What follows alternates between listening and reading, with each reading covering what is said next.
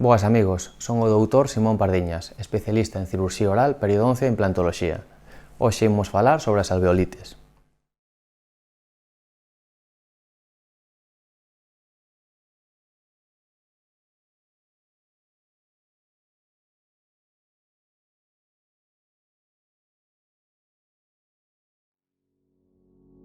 A alveolite é unha infección que pode xurdir nos días posteriores á extracción dun dente. Pero como se orixina esta infección? Canto dura? Cal é o seu tratamento? Neste vídeo ímolo explicar. Despois de realizar unha extracción dental, o alvéolo, que é o leito sobre o que se asentan as raíces do dente, queda exposto formando un coágulo de sangue. Isto xera as primeiras etapas de curación e protexe as terminacións nerviosas da cavidade dental baleira. En ocasións, este coágulo pode non formarse por varios factores ou pode desaparecer debido á contaminación por restos de alimentos ou ao fumar durante esta fase da curación. Isto produce un proceso moi doloroso chamado alveolite. Non se sabe realmente a causa específica da alveolite, pero sospeítase que hai varios factores que poden estar implicados no desenvolvemento desta infección. Contaminación bacteriana do alvéolo. A proliferación de bacterias no alvéolo pode producir unha infección onde o coágulo desaparece. Contaminación con restos de alimentos. Se non se seguen as medidas de hixiene correctas, poden quedar restos de alimentos que entren no alvéolo contaminando. Trauma excesivo no momento da extracción. A forza excesiva aplicada no momento da extracción ou unha técnica cirúrxica non moi delicada pode producir este tipo de problemas. O tabaco. Como en moitos outros aspectos da saúde, o tabaco é perxudicial e un dos principais factores na aparición da alveolite. O tabaco constrúe os vasos sanguíneos, minimizando a aporte de sangue ao alvéolo. Xenética.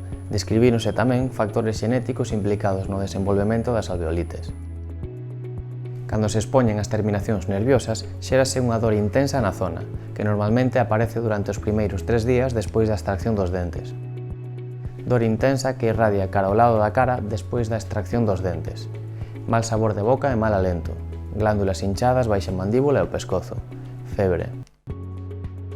Dependendo dos síntomas que se desenvolven con esta infección, podemos distinguir dous tipos de alveolite dental. Alveolite seca. O coágulo de sangue non se formou, polo que o alvéolo está baleiro e é posible observar o oso alveolar. Alveolite húmeda. Neste caso formouse o coágulo, polo que se pode ver un tecido sangrante e escuro na zona onde se realizou a extracción. Non obstante, este coágulo está roto por algunha causa externa como o tabaco ou a acumulación de restos de alimentos. Colocar plasma rico en factores de crecemento no alvéolo é un método eficaz para evitar a aparición de alveolite, debido ás súas propiedades bacteriostáticas e rexeneradoras de tecidos.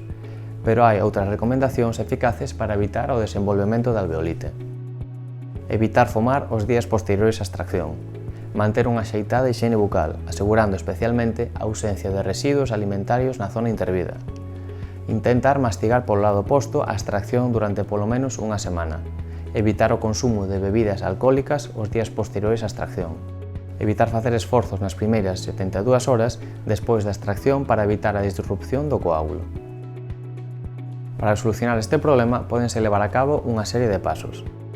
O tratamento principal é sintomático, con medicamentos para a dor ou antibióticos. Tamén é importante eliminar os restos de alimentos irrigando a zona con solución salina. Podes indicar o curetaxe do alvéolo para descontaminar a superficie ósea e provocar sangrado para que se forme un novo coágulo. Como mencionábamos, un dos tratamentos efectivos é a colocación no alvéolo de plasma rico en factores de crecemento, xa que ten propiedades bacteriostáticas e favorece a rexeneración de tecidos. Este foi un novo capítulo de Dentalk sobre a alveolite. Non vos esquezades de suscribiros a nosa canle e podedes deixar todas as vosas dúbidas nos comentarios dos vídeos. Moitas grazas!